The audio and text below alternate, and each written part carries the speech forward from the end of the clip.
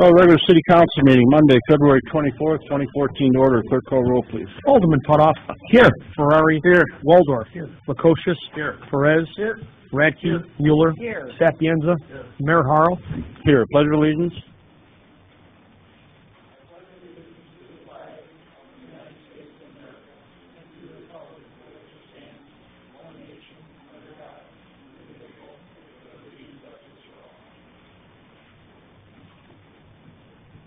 No presentations? No, Your Honor. Public comments? Any cards for any public comment? No public comment cards, Your Honor. Okay, we have a motion to receive the minutes placed on file. So moved, Your Honor. Second. I have a motion by Alderman Putoff, second by Alderman Waldorf, receive the minutes and place on file. Alderman Mueller, is this the one you were talking about, yes, a change? It is, Your Honor. Just under the public property, it says Mueller stated that the agenda is completed on the Water Street property. It should be appraisal. There's one other correction. Under the Public Works Committee, on the motion to purchase used 3-ton dump truck, it says Alderman Radke voted nay. It was Alderman Perez that voted nay.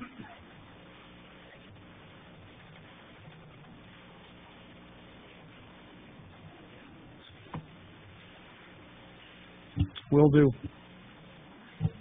Okay, we have a motion and a second to approve the minutes with the corrections noted. Is there any further discussion? All in favor, signify by aye. Aye. All opposed? Motion carried. Do we have a motion to receive the Treasury Report, City Clerk's Report, General Fund and Miscellaneous Reports for January 2014, and the Sales, Home Rule, and Telecommunication Tax Receipt for November 2013, placed on file? So moved, Your Honor. Second. I have a motion by Alderman Putoff, second by Alderman Radke, to receive the reports and place on file. Is there any discussion? I just want to point out, Your Honor, in the sales tax report, you see about a 4% increase for the month of the sales tax as compared to last year, and it's about 2% increase over the previous year. I think for the upcoming budget, we're anticipating a fairly flat increase over the next year, which will be reflected on what our upcoming budget will be. We will anticipate some new stores coming in, so again, it's hard to determine, but we're anticipating a fairly flat increase for next year.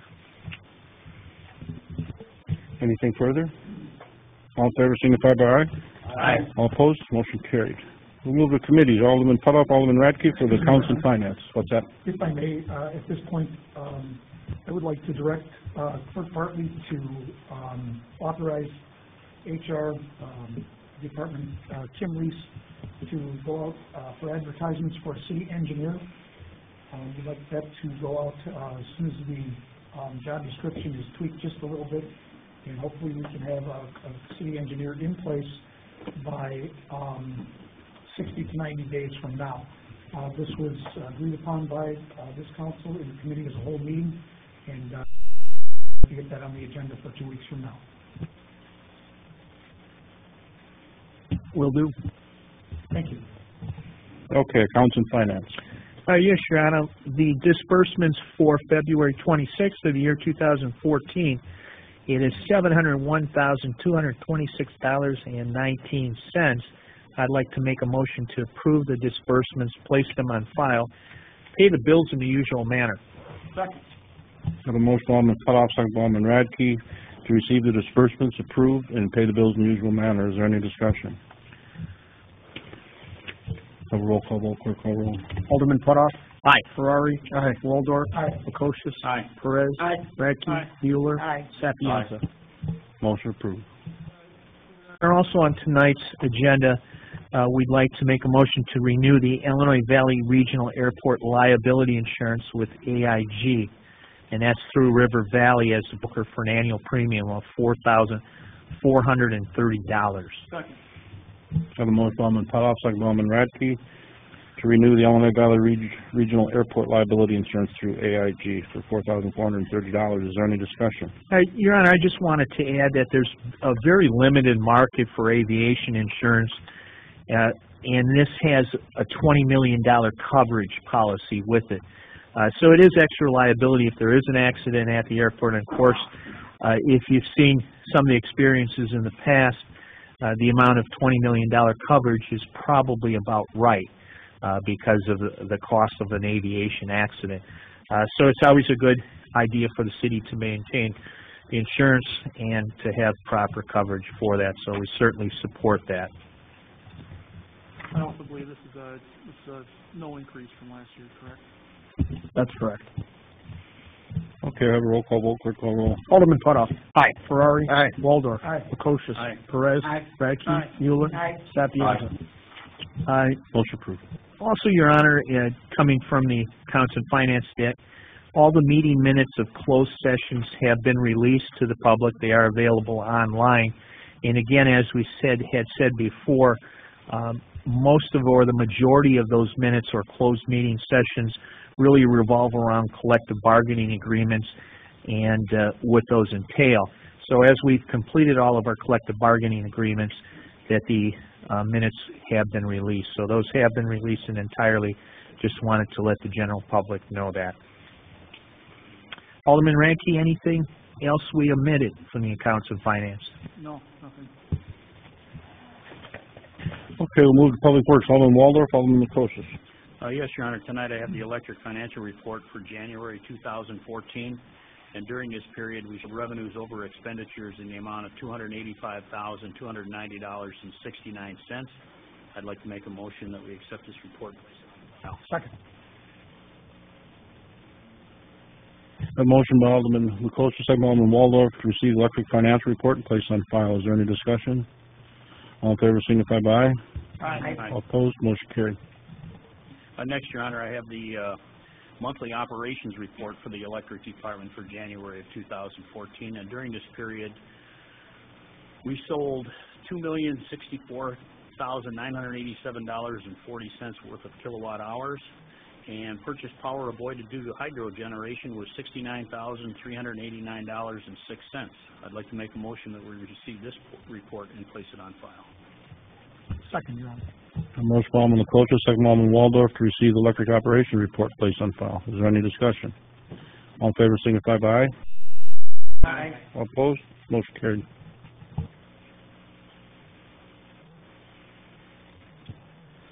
Next, Your Honor, I have the City approved revenue and expense report for the Water and Sewer Fund as of January 31st, 2014. This report shows revenues under expenses of revenues over expenses of $90,221.73. I'd like to make a motion we receive this report and place it on file, please. Second, Your Honor. A motion by Alderman Waldorf, second by Alderman Lukosius, to receive the water financial report and place on file. Is there any discussion? All in favor signify by aye. Aye. All opposed, motion carried. Your Honor, I would like to start a lengthy report here by just saying that we are very aware of the problems with the streets in the city. With the freezing and thawing, there's some real issues. North Pulaski Street, 31st Street, Becker, Sycamore. We are very aware. We're looking at them.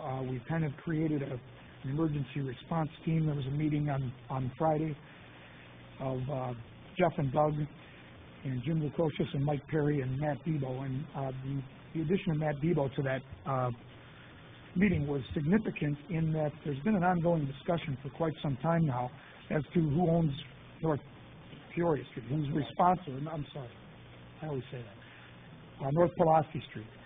And we have the document that they agreed to, and we have the corporate limits map that shows that North Pulaski Street is indeed the township's. So starting tomorrow morning, they will have a road break out there, and they will be working to keep that road passable. And we will keep the roads as passable as we can until we get to spring and have our road projects started and get those repaired. There will be some discussion as to some ward money going to these emergency repairs, not just the infrastructure tax money. And we'll talk about that in the budget for Public Works in just a little bit here. At this time, I'd like to make a motion to award the bid for the Pit Stop Lift Station Modification Project to the lowest bidder, Brandt Builders, in the amount of $46,500. Second. A motion by Alderman Waldorf, second by Alderman Lukosius, to award the bid for the pit stop lift station to Brandt Builders for $46,500. Is there any discussion? Your Honor, we had 7 bids, the low being $46,500, the high being a little over $100,000, so there's a broad range, and we do think this is a very low and acceptable bid. Okay, we'll have a roll call vote. Clerk call the roll. Alderman Putoff. Aye. Ferrari. Aye. Waldorf. Aye. Lukosius. Aye. Perez. Aye. Radke. Aye. Mueller. Aye. Sapienza. Motion approved. Next, Your Honor, I would like to make a motion to advertise for bids for the Area 1 Phase 2 sewer separation. Second. Have a motion by Alderman Waldorf, second by Alderman Lukosius, to advertise for bids for Area 1 Phase 2 sewer separation. Is there any discussion? Mike Perry, can you just, I've got something else about that, Mike. All in favor, signify by aye. Aye. All opposed, motion carried. Your Honor, as a comment, and Mike, you may be able to add to this, I'm certainly not opposed to that, but we're still working on the budget, so we're not exactly sure with our infrastructure, street projects, how much money we're going to commit to this sewer separation. We're going to go out for a base bid that will bring this project up Center Street from the Opperman construction project from last year that stopped right by not side tracks, but Riverview. That west up Center Street from the Opperman job is estimated at $600,000. And depending on the budget, there will be an alternate in this bid to go all the way to West Street.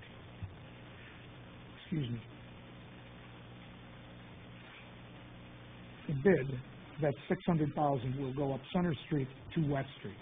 The alternate bid would be an add-on to go up West Street to 4th Street, and that would be another $400,000. So there's our $1 million that we have in the budget right now, if indeed we choose to go that way. So that's just a little bit more information on that motion. Next, Your Honor, I'd like to make a motion to authorize engineering for infrastructure improvements to Peoria Street from 13th Street to Shooting Park Road. Second. Have a motion by Alderman Waldorf, second by Alderman Lukosius, to authorize engineering for infrastructure improvements to Peoria Street from 13th Street to Shooting Park Road. Is there any discussion? Yes, Your Honor. That is another budget item that is still under analysis. We're still looking at whether or not we will do Shooting Park Road Peoria Street from 13th to Shooting Park Road with all of the underground curb to curb, or we will do the underground as a phase 1 and do the pavement and curb as a phase 2 for next year. But that is the motion, and to get the engineering going on that. Thank you. Okay, we have a motion and a second. If there's no further discussion, we'll have a roll call vote. Clerk call the roll. Well, you didn't really specify the engineering firm. Chairman and Associates. Okay, engineering, motion to authorize engineering by Chamlin Associates for infrastructure improvements of Peoria Street from 13th to Shooting Park Road. Okay, have a roll call vote. Clerk call the roll. Alderman Putoff. Aye. Ferrari. Aye. Waldorf. Aye. Lukosius. Aye. Perez. Aye. Radke. Aye. Mueller. Aye. Sapienza. Aye. Motion approved. Next, Your Honor, I would like to make a motion to authorize Patrick Engineering with the manual option, which would be our Public Works Department, non-Patrick Engineering, in the amount of $28,100. Festival dump a meter so that we can check the landfill hydraulics for, analyze the landfill hydraulics. By having Public Works gather the data every 2 weeks, for how many months, Mike? For a year. We'll be saving $6,000. So that is my motion. I will second that. Have a motion by Alderman Waldorf, second by Alderman Lukosius, to authorize Patrick Engineering in the amount of $28,100 for landfill hydraulic analysis. Is there any discussion? Yeah, Your Honor, I just wanted to, I saw the memo, quite lengthy memo about it, but just from Mike Perry, what's really required and what do we need to be concerned about? Alderman, essentially, in order to close landfill 2 and 3, we will have to satisfy the EPA's permit conditions. We have currently shown a history of exceeding limits on a number of contaminants from the landfill. We don't know if it's from the landfill or from previously closed landfill number 1 or some other outside influence. So what Patrick Engineering, who specializes in landfill permit closure issues like this, will do is essentially add 3 piezometer locations to measure the actual direction and rate of flow of the subsurface water movement underneath and around the landfill. That data, along with the contaminant levels, will allow them to create a model to show the EPA 1 to 2 years down the road from today what the actual impact of the landfills are to the surrounding environment. And if all that data show, it can be argued that it does not create an environmental liability or hazard, that's then the basis for the EPA to allow closure. If there is an issue from the data, then the EPA will follow up in a couple of years with further mitigation work, which is a very open-ended potential liability for the city, depending on what the flows and ultimate transfer rates or release rates of contaminants are. So this is necessary in order to really understand what the landfill is doing to the surrounding environment. Next, Your Honor, I'd like to make a motion to purchase 2 10-inch replacement valves. Hold on, if there's no further discussion, we'll do the roll call vote on the Patrick Engineering. Clerk, call the roll. Alderman Putoff. Aye. Ferrari. Aye. Waldorf. Aye. Lukosius. Aye. Perez. Aye. Radke. Aye. Mueller. Aye. Sapienza. Okay, motion approved. We can go forward. I'd like to make a motion to purchase 2 10-inch replacement valves from Utility Equipment Company in the amount of $14,000. I'll second that, Your Honor. Motion, Alderman Waldorf, second by Alderman Lukosius, to purchase 2 10-inch replacement valves from the Utility Equipment Company in the amount of $14,000. Is there any discussion? Your Honor, this is 2 replacement valves that are both bad. One of them is leaking. They control the water up north. If we change them one at a time, we would have to shut the whole north end off. If this is a company, a utility equipment company, that can bypass these 2 valves while they're active and get these valves replaced, it'll be it's an emergency repair. I mean, we can't shut the water off to the whole north end, so that's what that's about. Okay, have a roll call vote. Clerk, call the roll. Alderman Putoff. Aye. Ferrari. Aye. Waldorf. Aye. Lukosius. Aye. Perez. Aye. Radke. Aye. Mueller. Sapienza. Motion approved. I'd like to make a motion, Your Honor, to receive and place on file the bids for the trimming and mowing and get a recommendation from the Public Works Superintendent at our next Public Works meeting. Second, Your Honor. Have a motion, Alderman Waldorf, second by Alderman Lukosius, to receive and place on file the bids for trimming and mowing. Is there any discussion? All in favor signify by aye. Aye. All opposed? Motion carried. Your Honor, I'd like to make a motion to receive and place on file communication from LaSalle County Environmental Services and Development regarding landscape waste facility. Second, Your Honor. Have a motion, Alderman Waldorf, second by Alderman Lukosius, to receive and place on file communication from LaSalle County Environmental Services for a landscape waste facility. Is there any discussion? Mike, can you enlighten us?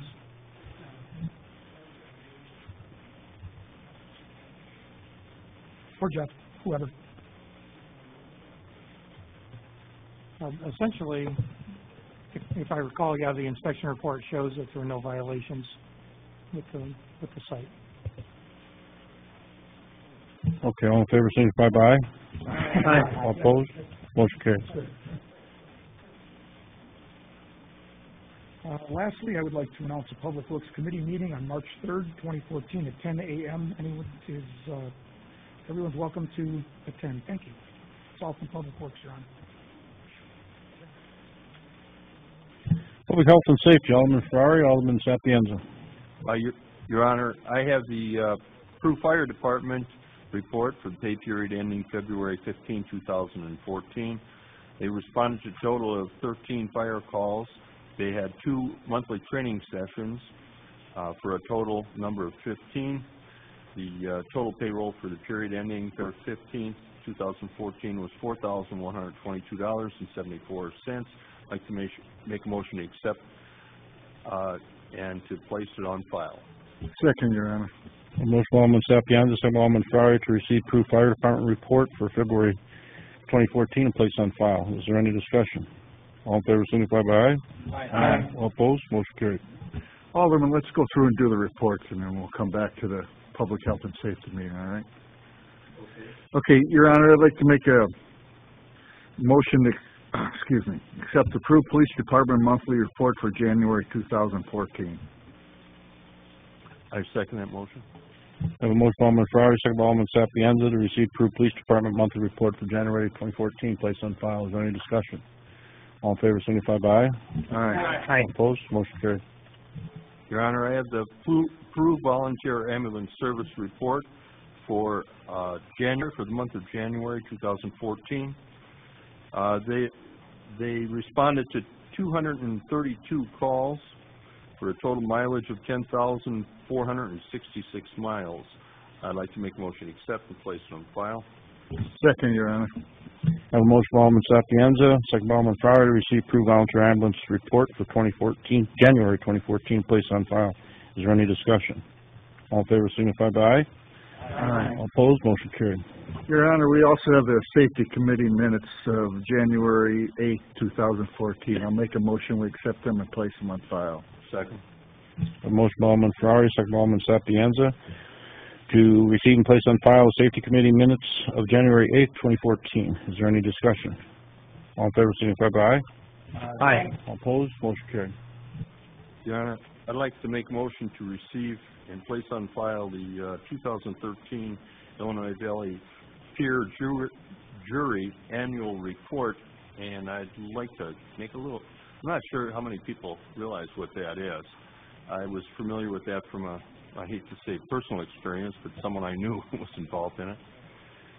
This has been going on for 18 years, serving the community of Peru, LaSalle, Oglesby, Spring Valley, Mendota, and Ladd. In 2013 alone, they dealt with 67 first-time juvenile defendants that appeared before the jury of their peers. Now, these are kids their own age.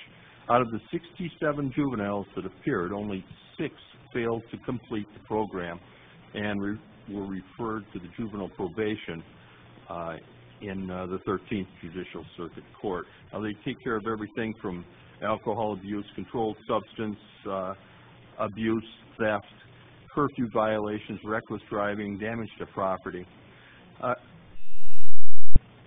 the Peru police officer, Mark Crady, coordinator of the program, along with Peru officers Amy Sines and Jeff Paul, stated that in 2013 was a very successful year. The program showed an impressive 91% completion rate with an extremely low recidivism, instances of repeating, you know. Yeah, it's been my teaching years since the last time I saw that one. And it proves that the juvenile, that if a juvenile is given a second chance to do better and makes the right decision, they're going to use the opportunity to its fullest. And I think that program is a very worthwhile one. I'd like to make a motion to accept that report. Second, Your Honor. A motion by Alderman Sapienza, second by Alderman Ferrari to receive report and place on file. All in favor signify by aye. Aye. All opposed, motion carried. Moving on, last Wednesday the 19th, we had a Public Health and Safety meeting, and one of the topics we brought up was Illinois law has recently gone into effect allowing for the cultivation and dispensing of medical cannabis. The law clearly allows for a limited number of cultivation sites and dispensaries in various parts of the state. As a way to be proactive as opposed to reactive, it is a recommendation of the Public Health and Safety Committee to have Corporate Counsel begin the process to amend the city zoning ordinance. The city attorney is aware of what other suburban communities have done or are currently doing, so he has some guidance as to what types of amendments need to be considered.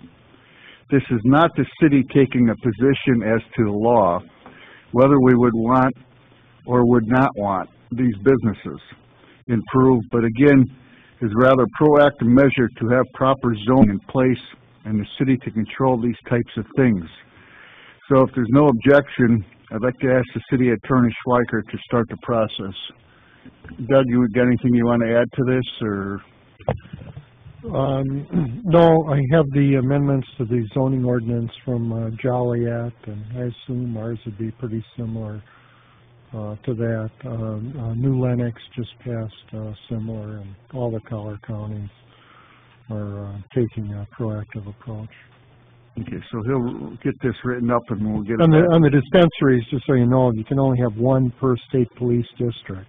Not on the dispensaries, on the cultivation. So for LaSalle, Bureau, and Putnam County, there could only be one cultivation because that's within State Police District 17. But there could be as many as 24 throughout the state, given the 24 state police districts. Okay, so you get that and get it back to us? Yes, sir. We'll move from there. That's all I have, Mike. You got? Your Honor, and members of the Council, the Public Health and Safety Committee would like to also recommend that our current snow removal ordinance, section 110-272, be amended, eliminating the 12-hour wait after a 3-inch snow before a vehicle needs to be off the streets. For obvious reasons, this 12-hour time lag causes problems getting the snow removed in a timely fashion. Also, if the snow comes in the middle of the night, the police will wait until later in the morning to begin enforcing as just a common sense courtesy. 12 hours after a 3-inch snowfall is often unmanageable, as we've seen this winter with the many cars in the streets. After snowplows have gone by, even huge piles of snow have to be tended to within an additional trip back with the snowplow to the location. This is already on top of the overburdensome tasks that they have. We'd also like to have language that gives the police the authority to tow vehicles in violation. Typically, we would not need to tow, but it would be beneficial to have that authority without having to declare a, quote, snow emergency, which simply creates extra hoops for the police officers to have to jump through in their already challenging situation. Also under the penalty section, that would be section 3-14A, numbers 13, 14, 15. There seems to be an incorrect figure of $100 as a minimum fine for this. We suggest that it be corrected to read $10. We would also ask that additional language be added to cover the cost of sending a final notice if that's necessary. That final notice price, incidentally, is currently at about $7, the mailing charge. Add that to the fine. Language that says the $10 plus the whatever the current filing charge is. This we're suggesting to work on now so that it becomes effective, have an effective date of something like October 1st of 2014 into next season. So we've got time to get everything in order. If there are no objections, I'd like Corporate Counsel to begin drafting language to address this issue. Okay. Any of the chiefs, anything need to report, or? Nothing. I have one thing. We talked about it in the last council meeting, but as far as fire calls, we're currently sitting at 78 fire calls for the year, which is quite a bit more than we've experienced in a long time.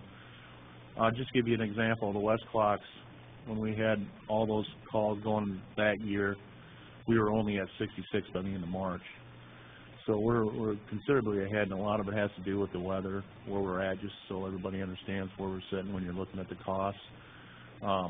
We're quite a bit higher than what we have been in the past, so I just want to give you a heads up. That's all under Public Health and Safety, Your Honor. Okay, Public Property, Alderman Perez, Alderman Mueller. Yes, Your Honor, I have the Peru Recreation Fund cash account summary for the period ending January 31st, 2014. Total funds available are $39,788.42. I'd like to make a motion that we receive this report and place it on file. I'll second that, Your Honor. Have a motion by Alderman Mueller, second by Alderman Perez, to receive Peru Recreation cash account summary for January 2013, place on file. Is there any discussion? All in favor, signify by aye. Aye. All opposed? Motion carried. Also, Your Honor, I have the Peru Public Library cash account summary for the period ending January 31st, 2014.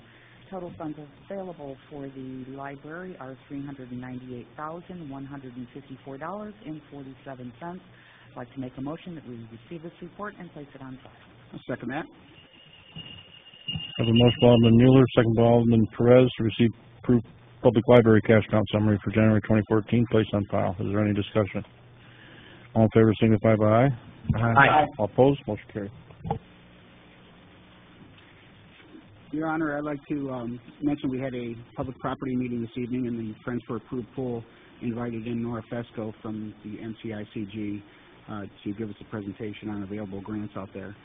We are going to have some further discussion on moving forward with possibly one of those grants. The full council after our next meeting with further discussion. Other than that, I have nothing further.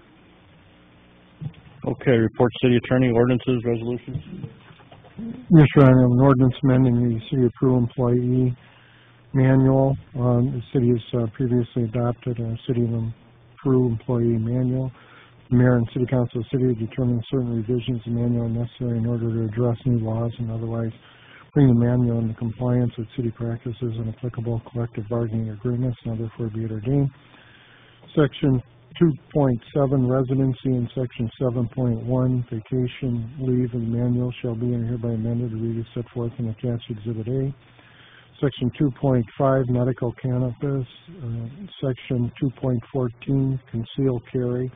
And Section 13.1, employee use of social media shall be and hereby added to the manual as set forth in Exhibit A. The revisions of the manual set forth in this ordinance shall remain in effect until such time as further revised and amended by the City Council. Ordinance shall be in full force and effect merely from and after its passage, approval, and publication in pamphlet form. I believe all of you have a copies. Okay, we have a motion to receive the ordinance and place on file. So moved, Your Honor. I have a motion by Alderman Toff, Alderman Radke. Second by Alderman Radke to receive the ordinance placed on file as written and read. Is there any discussion? Your Honor, I just want to make a couple point or go over these quickly. Came to the Council and Finance meeting. We had directed and discussed it with other members of our City Council. A number of these items, including the medical cannabis, are really in accordance to the Illinois laws. Let's take medical cannabis as just a protection for the city. All employees working for the city expected to report fit for duty and for scheduled work and be able to perform assigned duties safely and acceptable without any limitations due to the use or after effects of medical cannabis. So what it really clearly outlines is that if we do have a city employee who has a need to use medical cannabis, that the outline or the handbook says you can, or it's acceptable if prescribed by doctor, but it is your duty to come here with no after effects. So that is something that protects the city. The residency requirements really fall in line with the collective bargaining agreements that we have had over the number of years.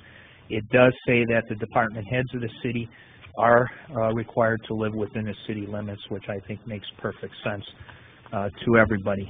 Concealed carry is again in accordance with the Illinois Firearm Concealed Carry Act, and it basically says that all employees, regardless whether they are licensed to law or not, are prohibited from carrying a concealed firearm while acting in any capacity with their employment with the city. So that does give protection for the workforce, and it does outline their rights to carry. Vacation leave falls in line with something that has been discussed in the past, and it basically recognizes part-time employees who transfer to full-time, where they do receive a portion of equivalency for their consecutive years of service within the city.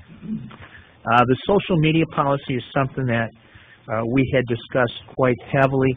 One of the things that we really felt was that we didn't want to prohibit free speech in any manner, but basically we wanted to give a policy that would respect the workforce. And it would be just a policy or guidelines how city workers would represent the city.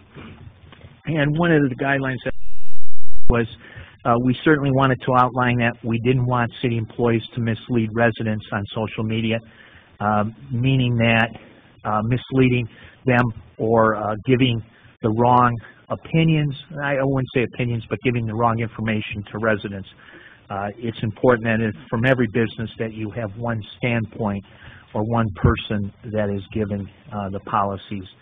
The other thing I think is important is respect for the workforce and all those fellow employees that you serve. It becomes a dangerous situation when you have harassment in the workforce or a hostile workforce environment, and certainly the social media policy helps to guide employees as far as what you would be considered hostile or outside of the workforce. And really, it helps or it eliminates exposures for taxpayers from legal liabilities. And a city employee in their capacity posts something on the social media that may be a danger to a resident or something that isn't accurate that may harm somebody, then we certainly would be legal or we would be liable for that. So basically the policies are trying to be helpful, positive, and productive for our city employees to use the standpoint of social media. I don't see it as a limitation. I see it more as a guideline. Your Honor, I'd like to touch on Section 13.1. Social media ordinances and policies are throughout other municipalities are completely different than what the City of Peru has drafted. Alderman Putoff states that this was heavily discussed, and really the only time I've heard of this is it was posted on the Finance Committee agenda, I believe last week. Nothing has been brought to any other committee's attention, and we just were sent by email a draft ordinance which is completely different than one that we just received on Friday from Corporate Counsel, and I'm going to be wanting to make a motion here shortly to table Section 13.1 because it does not, I mean, there's total, there's just big gaps in here and big opportunities for violating the freedom of speech. We can't predict what, you know, I'll give you an example here. In Section F, if while using social media on the city's behalf, employees could encounter a situation while using social media that threatens to become antagonistic, employees should disengage from the dialogue in a polite manner and seek the advice of a supervisor. I mean, that's pretty frivolous. I mean, we do have a handbook. We do have an employee handbook that states about basically being professional, and that's the other reason I'm going to want to table it, because I want to research that handbook more, because we can't be bullying each other. We can't be posting pornography on city pages or on Facebook, because we're going to be held accountable, or any employee will be. This social media policy is complete frivolous. I mean, it doesn't, a social media policy for municipalities is simple.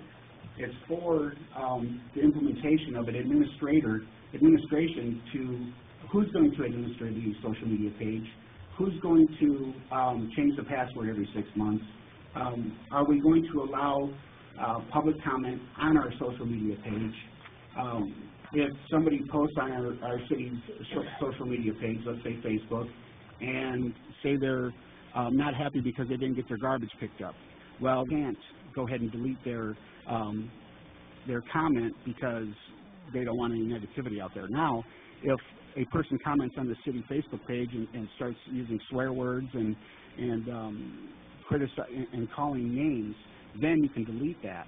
But you can't, if we're going to administer a city page, that's where we have to have a media policy, social media policy. A social media policy for a municipality is not drafted to silence employees and what they're going to do. This is too wide open and it leaves a door open for a lawsuit. It's clear. So, if anything, I'd like to take some more time and table this so we can review the city handbook and get another opinion from the municipal attorney. I've been looking at social media policies, and I can't see how this even compares to what a social media policy for a municipality is. I mean, completely different. I don't mean to correct you, Alderman Perez, but this is the employee handbook social media. Some of the items you talked about is a general social media policy for the city. This is basically a guideline for employees. You mentioned pornography, the use of pornography. That is held on Section C. Right. It gives a guideline for that. It talks about bullying. It talks about the improper use of social media. And really, the handbook is a guideline for the city.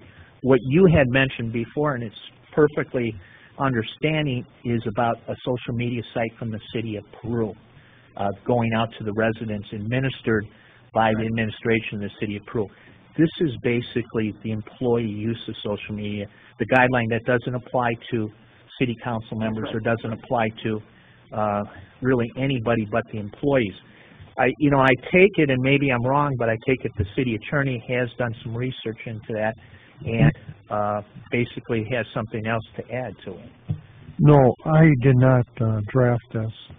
Maybe it was Labor Council, Tom Melody. Tom Melody did review all of the changes and the addition of the social media policy and okay. What's disciplinary action? What could happen to an employee that if they were to post something on there that had caused some eruption at City Hall because of they got their feelings hurt of something that wasn't, it was just negative, they didn't want to hear it, but they got upset.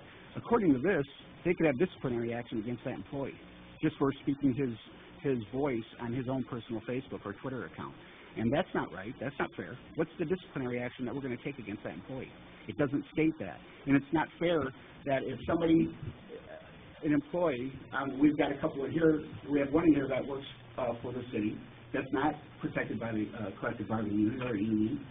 What happens if he was to post something on his own or her own Facebook page, and it upset a few people at City Hall, and they say, okay, well, we don't like what this person said. We're going to hold them accountable and discipline him or her.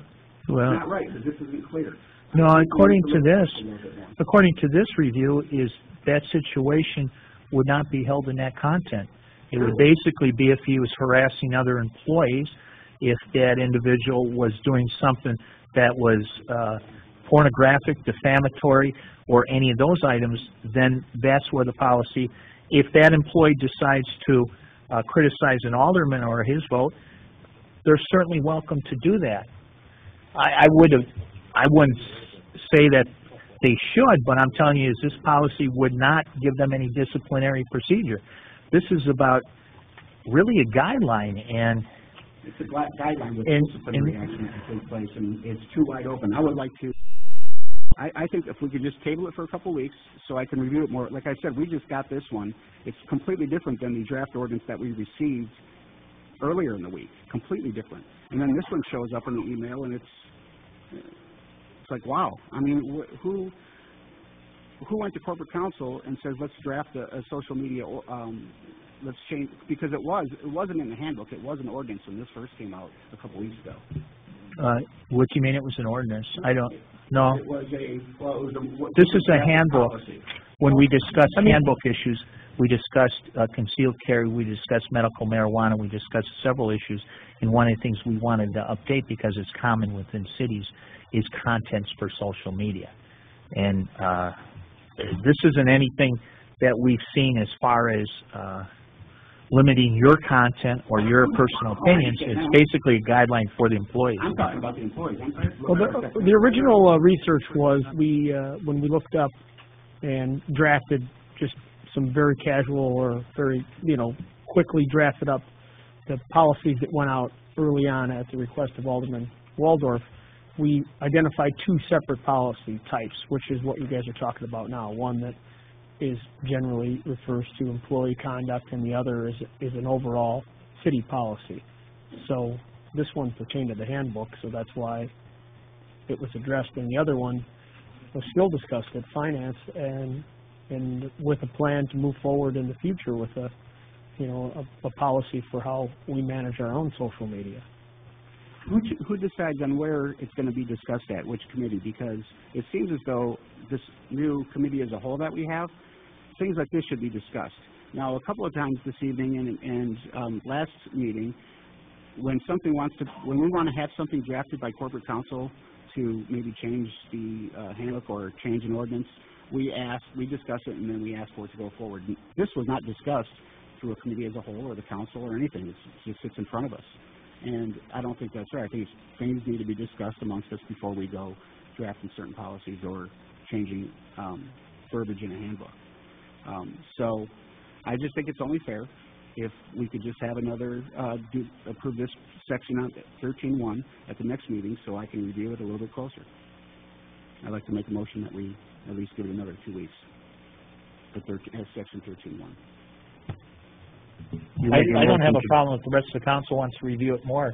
They're more than welcome, or really, I don't have a problem. I'm just trying to cover the bases from the city of Peru. And the most important thing when an employee uses a social media policy, put the postings on the site that they are their own and not reflected on the views of the city, okay? And where you come into, what we're trying to do is limit the liability of the city. If an employee comes up and says, hey, the roadways for Route 6 or this area should have been closed, okay? And it remains open, nobody's aware of that.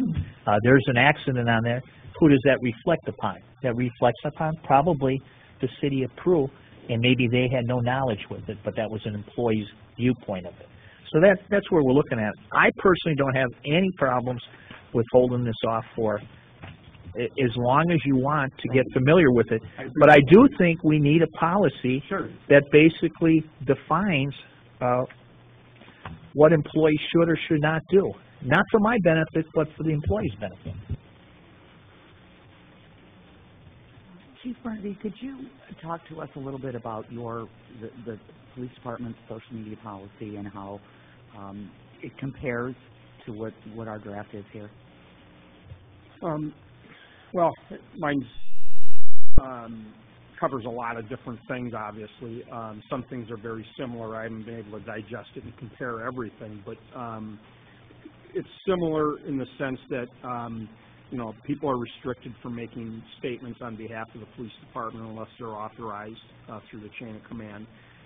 Doesn't mean they can't go on social media or the internet, that type of thing, but when they speak, they can't represent themselves as a member of the police department or the city of Peru unless they're authorized to do that. Obviously, information has to go through proper channels.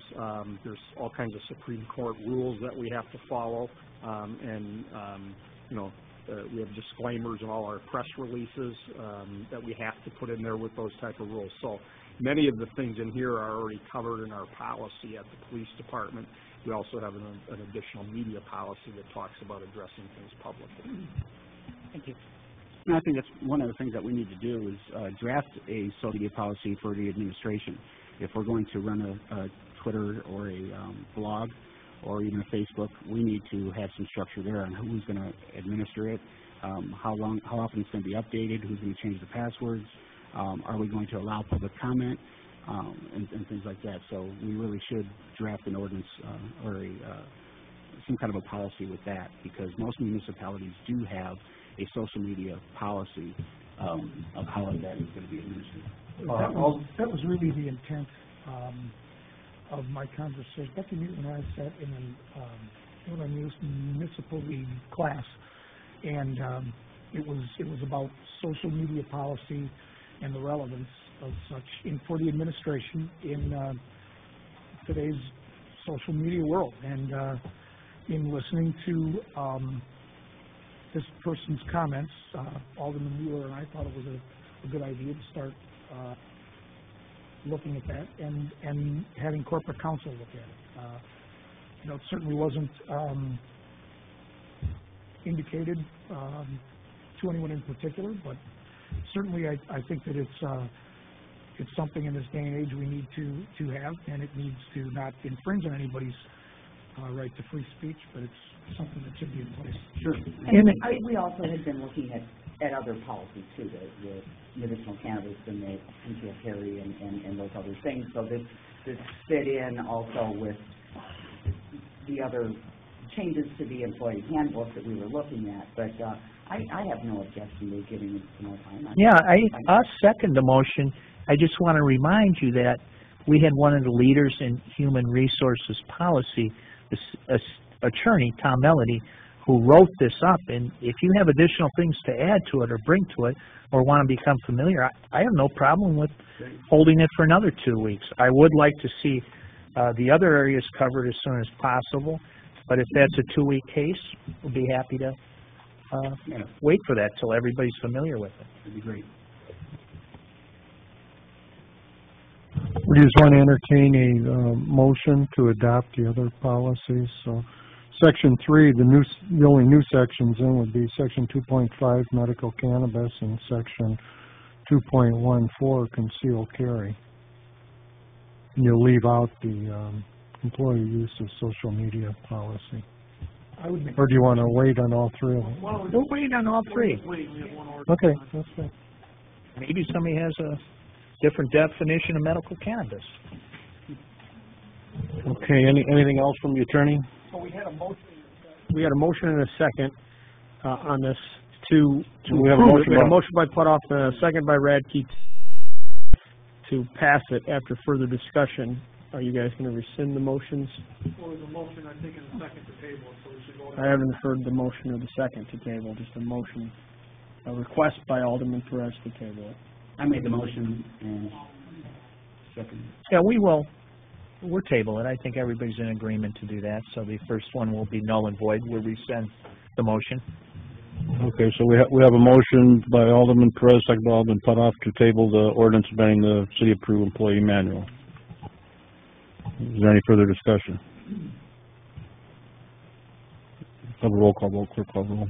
Alderman Putoff. Aye. Ferrari. Aye. Waldorf. Aye. Lukosius. Aye. Perez. Aye. Radke. Mueller. Sapienza. Motion approved. Is there anything further from the attorney? No, Your Honor. Okay, unfinished business. Do you have any unfinished business? Your Honor, I want to discuss the total projected funds available fiscal 2015 for the Public Works road programs and the deficit that we have and need to make a decision on. I passed out a sheet with the road projects on there, if everybody could take a look at that. If you look at the top portion of this sheet, it includes $400,000 for ward neighborhood street maintenance. It includes $1 million for Area 1 Phase 2 of the sewer separation, and $120,000 for several blocks of Church Street to mill and fill.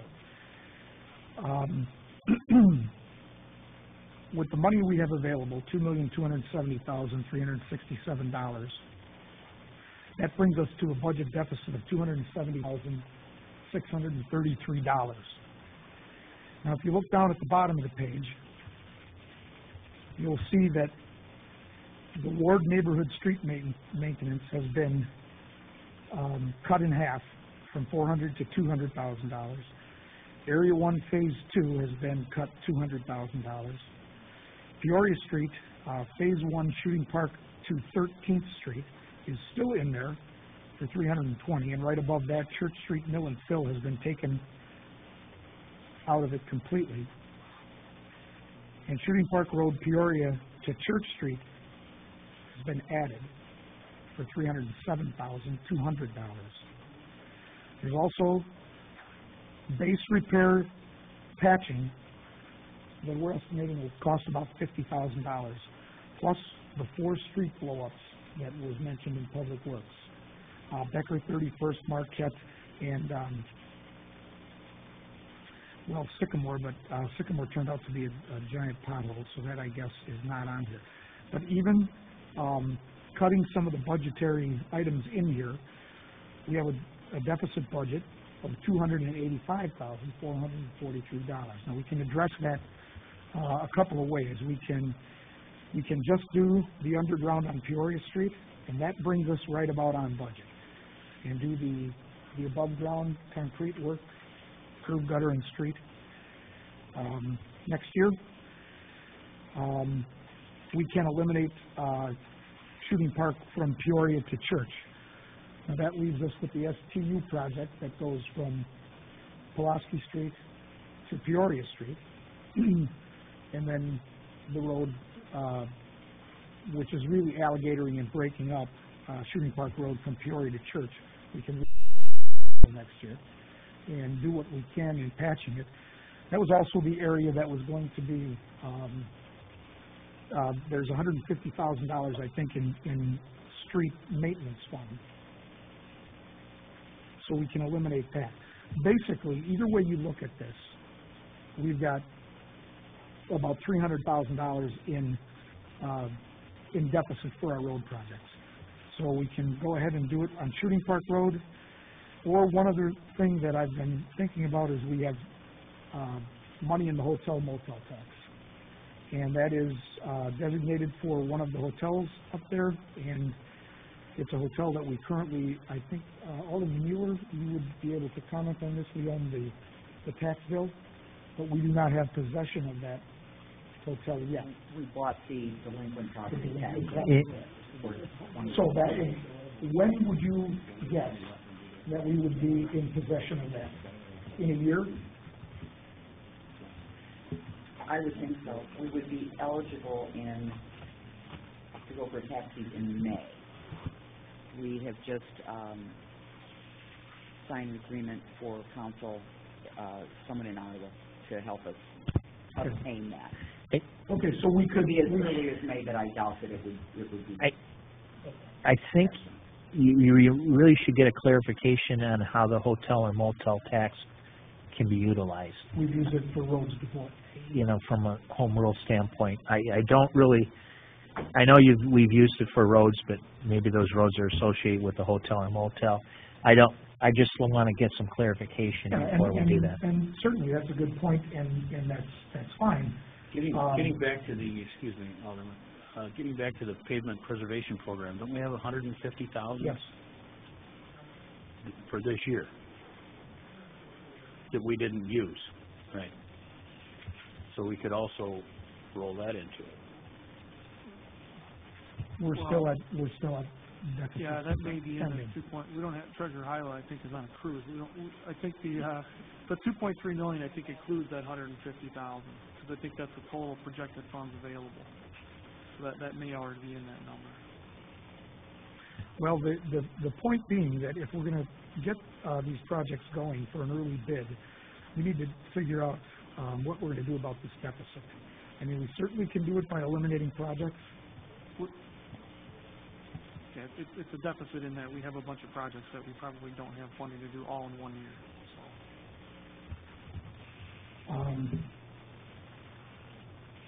So. Which one would you choose to take out? How much ward street repairs are we going to do for $200,000? How far is that really going to go if we do 50,000 in a ward? And would that be better suited to look at some of the roads that are significantly poor shape, and maybe not some of the neighborhood streets? You know, some of the streets are, Marquette Road, the Becker Drive, those streets are in terrible shape that we need to adjust those almost immediately. So. Well, that's actually, if you look at the bottom of the page, those streets are in there. Correct. I agree with Alderman Radke. I think we ought to look at eliminating the 200 ward.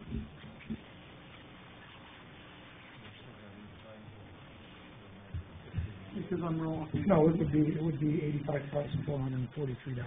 Yeah, you're not eliminating 200 a ward. Well, it's 200 for the street maintenance. Right. Not per ward, it's for the entire section, right? Correct. I think if we eliminate it completely, you're going to find within a ward there are certain projects, they might not be big ones, but certain projects that definitely need to be done within that ward too. I am looking at this though, and I total all this up, even if I removed that 200,000, there's $1 million in road repairs here. So I mean, that's a lot of money for spending $1 million a year. We should eventually get caught up on road repairs. And then if we get some serious, we'll have to get the Public Works out there and, cut a square out or whatever. What about Area 1 Phase 2? Cut it to 5. I'm not in favor of using hotel motel at all. Not at all. We have other projects earmarked for that. Well, if we're within 85,000, why couldn't we just take that out of area for phase 180? Phase. Are these all secured bids? They're not bids yet. Those are proposed items. I say you get the bids, and then we go from there with the projects that you may as well. You may save 100,000. You may save 150,000 with a creative bid process. We certainly did last year. Yeah, and to go from there, and then decisions to be made after that. My first priority would be, or idea is you'd almost have to look at eliminating ward or neighborhood street maintenance for the benefit of the entire city.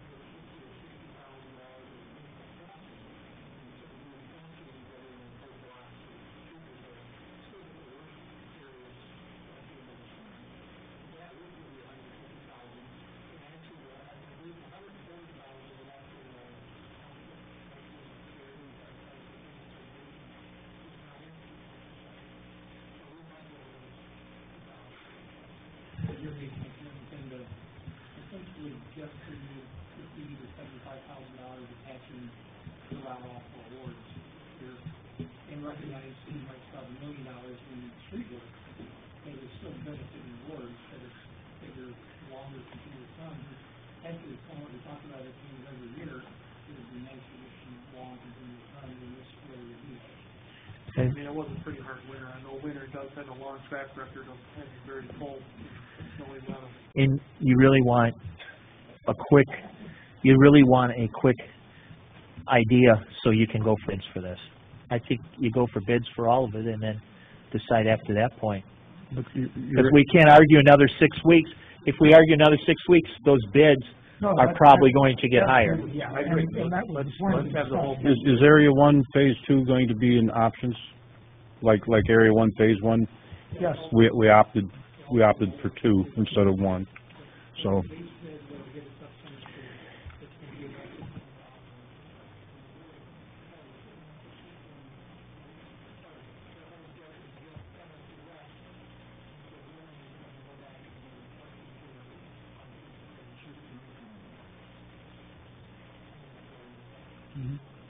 So on Area 1 Phase 2, we certainly wanted to get the base bid work up Center Street from the Riverview to West Street completed. That way the truck route is not a reoccurring event for a third year in a row, essentially.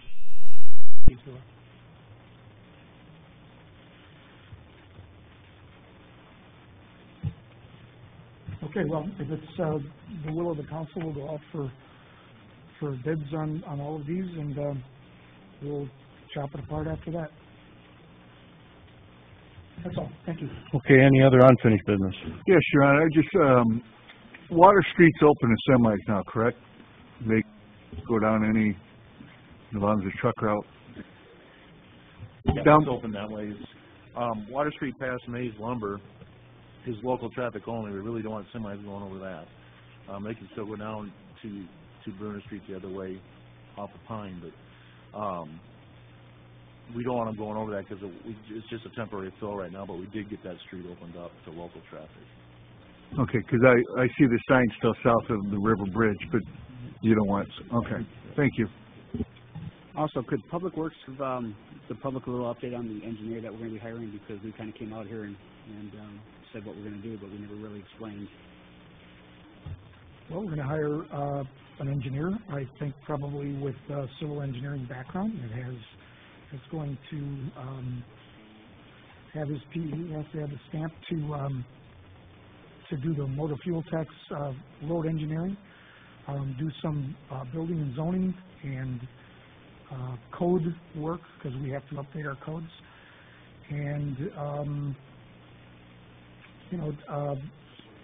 SOP, standard operating procedures, a lot of the things that Sean was doing. Hopefully he'll start giving project numbers to every project that's going on in the city of Peru so we can organize that.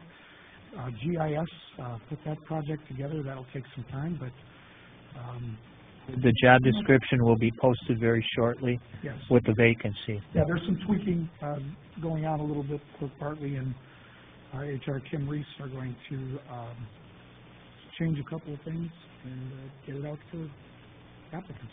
We'll have a motion on the agenda 2 weeks from now to seek applicants, correct? That's essentially what the closed meeting was about. Right. But, it's the committee as a whole, and that's one of the things I'm going to be discussing in new business, but moving forward.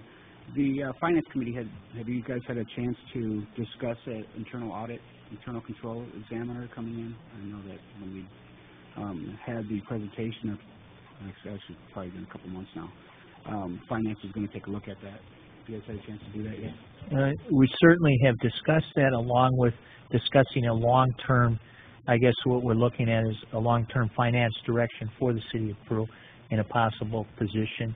I think we discussed that also in the closed session of looking at some additional benefits for the city of Peru of having a professional finance person on staff. Again, that's something we're continuing to discuss with the whole council before we come up with those. But that certainly can be one aspect of the job, or certainly something to look at. Well, it'd have to be a third-party forensic auditor, more or less, to come in where we, the whole point of it is having a third-party auditor come in and go through everything. It's, I think, $40,000 to do something like that. But I think it's, be a very valuable tool to have. At least use it for, since we had this payroll investigation go forward and had the results on that, I think that having a forensic auditor come in would give the public a peace of mind. Yeah, and we'll consider that. We'll put it on the agenda and have further talks. What about the budget? Because I think that would have to be put into this next fiscal budget to do something like that. So I guess if you're aware, the budget will be something that council will pass sometimes before the April deadline. I would imagine in the March section, maybe in the next few weeks, that you've got a handle of what our budget encompasses right now. Right. And right now, the budget's fairly tight. There's no real frills or thrills within the budget. It basically discusses a balanced budget with a number of infrastructure improvements that we need. But no, it's not in the budget of this currently year. Could we look into adding that into the budget? I mean, even if we have to have a discussion amongst even our committee to try to find some cuts just to get this put in there, I think it's important that this is something that we budget for next fiscal year. I think, first of all, we have to discuss what needs we have to be specific on that and get prices for that. I don't know if the $40,000 figure is correct or not. I know what our audit costs us, and again, we have to know what the auditor or what they're looking to when a forensic audit comes in. You really want to know a specific detail of what they're looking for. You can't just say, audit the city of Peru. Right. That's what we do with the initial aspect of the audit. To bring in a forensic, we have to know exactly what detail or what item we're looking for. And that's what I think we should move forward with, is looking into those agencies that do that. And the one that came in was, she gave a good presentation, and when I asked for a ballpark figure, she said between $30,000 to $35,000. So I figured, trying to squeeze $40,000 into the budget gives a little leeway there. I think it's something that we should look into do for this next fiscal year.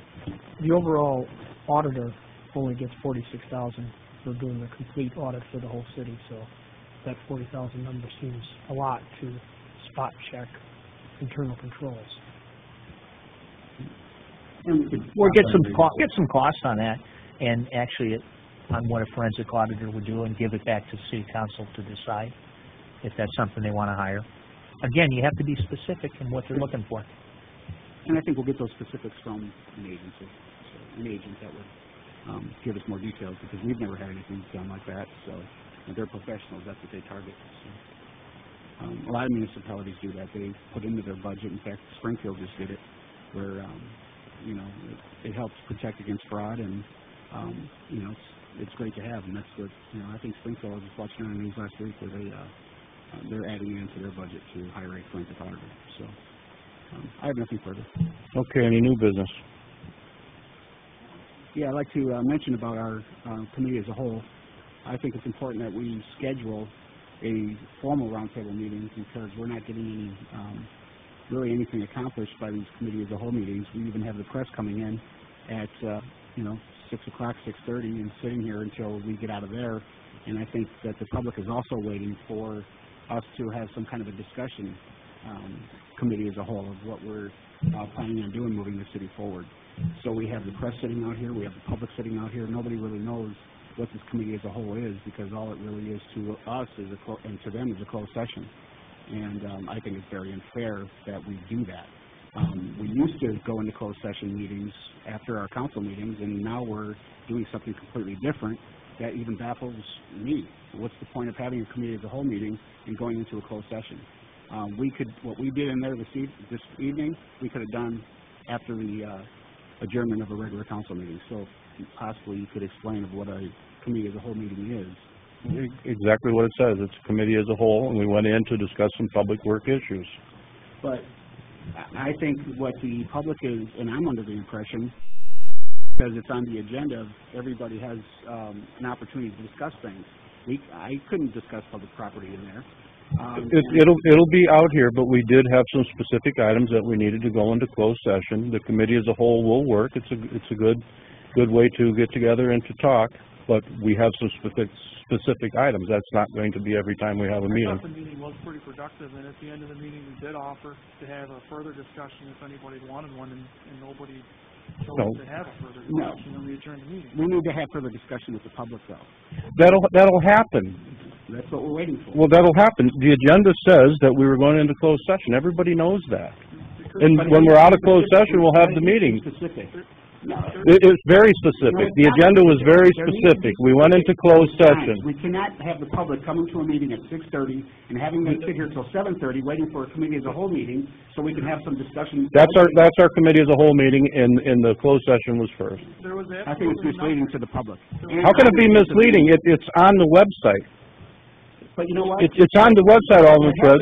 What's be professional of us to do is say we're going to go into a closed session from 6:30 to 7, then we're going to come out and have a roundtable committee as a whole meeting. We don't know that. We don't know how long it's going to take. You know that. You were sitting in there, Alderman Fred. I think we need to be more open with the public. How can you not be more open? It's on the agenda. It's published on the website. It's posted on the board. How can you be not more open? We don't know how long we're going to be in there.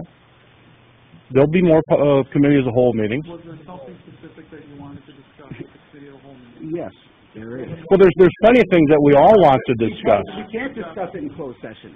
Can I discuss public works in there? No. After the closed session, we adjourned, we reopened the meeting. The mayor asked, is there anything that anybody wants to further discuss? Nobody said anything when we adjourned the meeting. So if there was something that you wanted to discuss, I suggest you should have said, I don't want to adjourn the meeting yet. I think we should discuss this. Right. But in the closed session, do you recall when the mayor says, we're going to adjourn this meeting, we're going to go take a 10-minute break? No, you're adding words, Alderman Fred. I asked, do we want to go out and do we want to go into committee as a whole, or do we want to have a 10-minute recess and go into the agenda? And you came out and you voted yes to retire from closed session into open session, and you voted yes to adjourn the meeting. I must have missed it because you didn't vote no. You said that we're going what does it say on the roll call vote? You voted yes to adjourn that closed session. And then you voted yes to go into Alderman Fred's. It's an open meeting. Alderman Fred's. But we didn't have an open meeting. I agreed to adjourn that closed session. And then you said aye when we asked for adjournment. You said aye. There was no nay. What is it you want to discuss? We're open. Would I like to discuss? Please. Sure. I'm open-minded. Okay, well, here's one thing I think the Finance Committee should discuss. I think the Finance Committee should discuss, and we should discuss as a council, that being that the ordinance was violated as a pay wage freeze to give the city employees that missed out their 2% wage freeze in 2011. So let's have a discussion on that. All right. I don't have the actual figures in front of me, but the city payroll is $6.97 million. You take a 2% pay raise from 2010, you add that up, let's see, over the course of 5 years to 2%, you can add it up, it's probably $500,000. That wage ordinance was only from 2010, 2011. 2012, so that was 3 years? The wage freeze, well, how long was the wage freeze? So it was about no, the wage freeze was 1 year. 1 year. But if you add the 2% for that year, that 2% carries over for the next years. Take that 2%. Again, I don't have the figures in front of me, but you put me on the spot, so I'll give you my estimate of it. You take that $7 million payroll, you add a 2% increase in the year, what was it, 2010? Yeah, that 2%. That goes over the course of the 2014. You're talking about a city reimbursement of approximately 600 or 700. So you're suggesting 2 wrongs would make a right. I don't agree with that. That ordinance was violated. I don't agree with 2 wrongs. Employees got a wage increase where the rest of the city did not. That was wrong. We all admitted that. So everybody up here admitted that. Okay? So you want to implement that for all the other employees? Yes, I do. Okay. That'll be another $500,000. Well, we have to figure out something. Okay. It's not fair to them. You want, phone calls that I'm getting. So your opinion is you want another $500,000 added to the city budget to make 2 wrongs a right. It's not a wrong. It is a wrong. It was violated. The ordinance was violated. That was wrong. All of us admitted it. Okay? Is that not a factual? Okay. So we should make 2 wrongs right by giving another $500,000. It's not a wrong. Hey, it's great for the city employees, but it doesn't help the residents any. I don't know where we're going to find the $500,000 in the budget. Mayor should have thought about that before he violated that ordinance. As a paid-on-call firefighter, would you not be a city employee who would benefit from this retroactive? No, I would not. Increase? Nope, I don't get paid by the hour. I get paid per call. But 2% would apply. Yeah, it includes yours. The 2% goes over the course of firefighters. It's all the city employees. Not the paid-on-call. They are. The 2% increase is paid on call. It's in the contract. For paid-on-call? Okay, well, here's the deal. I would not take it, or I would donate it back to the Friends for Approved Pool or something. I'm talking about the rest of the employees. I don't care about my paid-on-call wage. I think it's a ridiculous discussion. Well, and I don't think 2 wrongs make a right. That's just my opinion. I think it's $700,000, and I don't think we have $700,000. Well, I think it's we should have thought about that because there's employees now that are upset about it, and they're calling me, and I think and I'm just sticking up for the employees. It was not fair how that all played out. So these are the type of discussions that I think that we need to have, and not on the floor for us to look like a circus and a carnival sitting up here when we should be discussing business. We could have a committee as a whole meeting, we could have a round table, and we could discuss these kind of things without looking like a circus. And that's exactly what it does. And you asked the question, and I gave you the numbers, okay? So I think how it looks is, I agree, it does look like a circus. And I'm just saying, from my standpoint, that you can't make 2 wrongs to make it right. That's just my personal opinion. The city doesn't have $500,000 to reimburse the employees because of, I guess, your opinion, and only your opinion, that they should be paid the 2% increase. To see if it's only my opinion or if the rest of the council feels it's something that we should make right. Because when you make a bad choice, you make a bad decision, there's consequences to pay. And this is an expensive consequence. $700,000 is still worth. Okay, is there any other new business? Petitions, communications. Your Honor, I have a communication from the Peru Veterans Memorial Group representing their 2013 report, and I will read it for you. The Peru Veterans Memorial Group let's go. During the 2013 year, the Peru Veterans Memorial Group reported for duty 28 times. 23 veteran burials were conducted at the request of their families and roll calls. The remaining 5 call-outs were as follows. May 27th, a Memorial Day service. June 14th, a Flag Day service. November 11th, Veterans Day service. December 7th, Pearl Harbor Day service. And December 22nd, met with the Illinois Veterans Home in LaSalle and distributed clothing and various other things. There are 19 active members serving in the Peru Memorial Group and continuing support to keep providing for the memories of the fallen veterans. This year, in 2013, there were 23 veterans that passed.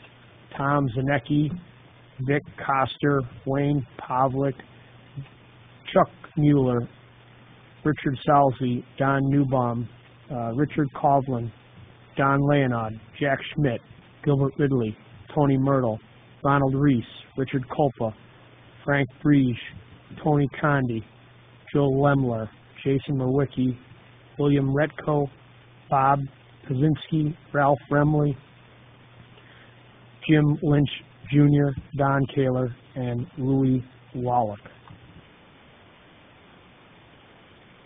Okay, we have a motion to receive the communication and place on file. So moved, Your Honor. Second. I have a motion by Alderman Ferrari, second by Alderman Sapienza to receive the communication and place on file. Is there any discussion? All in favor signify by aye. Aye. All opposed? Motion carried. Next, I have a communication again from the Peru Veterans Memorial Group requesting permission to hold a short Memorial Day service at 11 a.m. at Washington Park. And they'd also like to ask for the city's continued $600 donation used for replacing flags.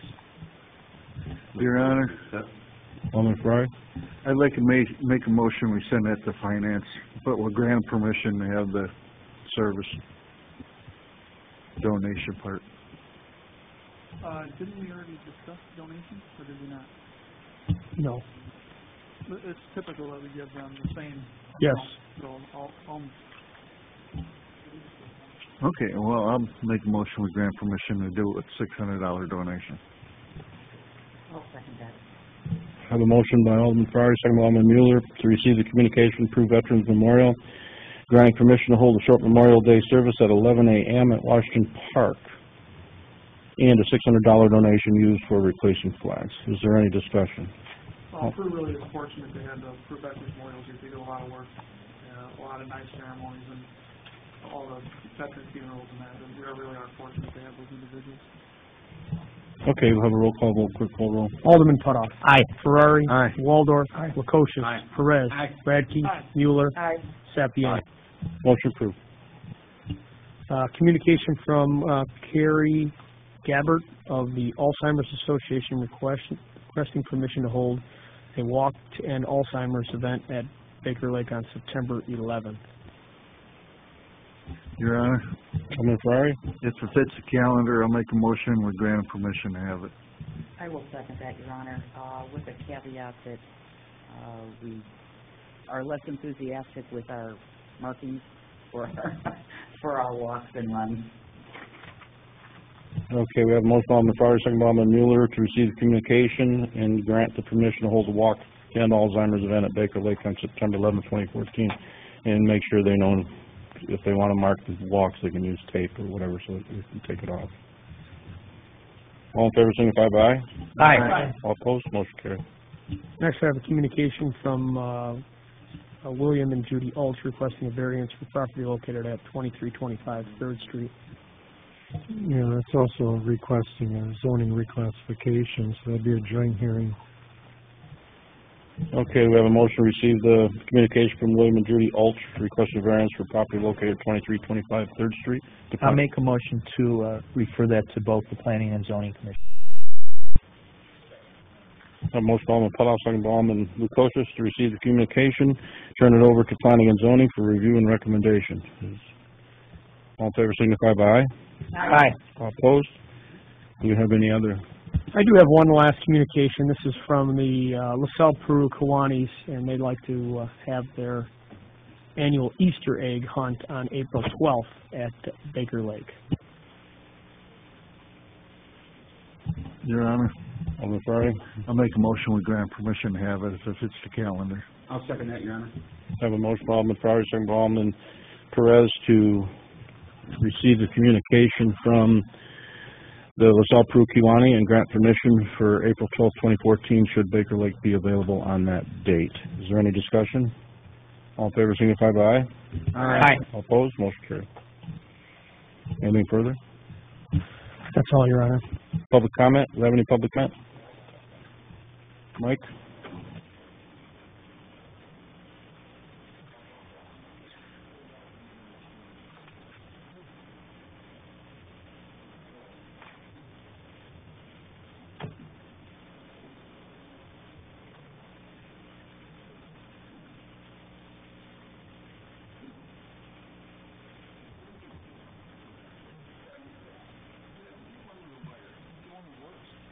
That would work. One's got a blue light. All right, you're good to go. You were talking about the funding for the local road projects. I didn't hear MFT funds available, which would throw somewhere around 350 to 375,000, because that's what it's been approximately for the last few years. So we actually got a little bit more than that this year, like And I didn't hear, 389. well, I didn't hear that mentioned. I don't think I heard that. It was included, but I didn't hear you mention when we were saying it, when you were Part of the total funds available within that. Okay. I'm pretty sure. with And then the- it was also stated that, the Area 1, that Phase 2, you had one area there where you could do one for 600,000 and then add on approximately another one for 400. So there's 400,000 right there that could be used. So, let's see. Yeah, we didn't see the sheet, so, yeah. Any other public comment? One more time, any other public comment? Closed session. Do we have a motion for adjournment? So moved, Your Honor. I have a motion by Alderman Ferrari, second by Alderman Putoff for adjournment. All in favor signify by aye. Aye. All opposed, motion carried.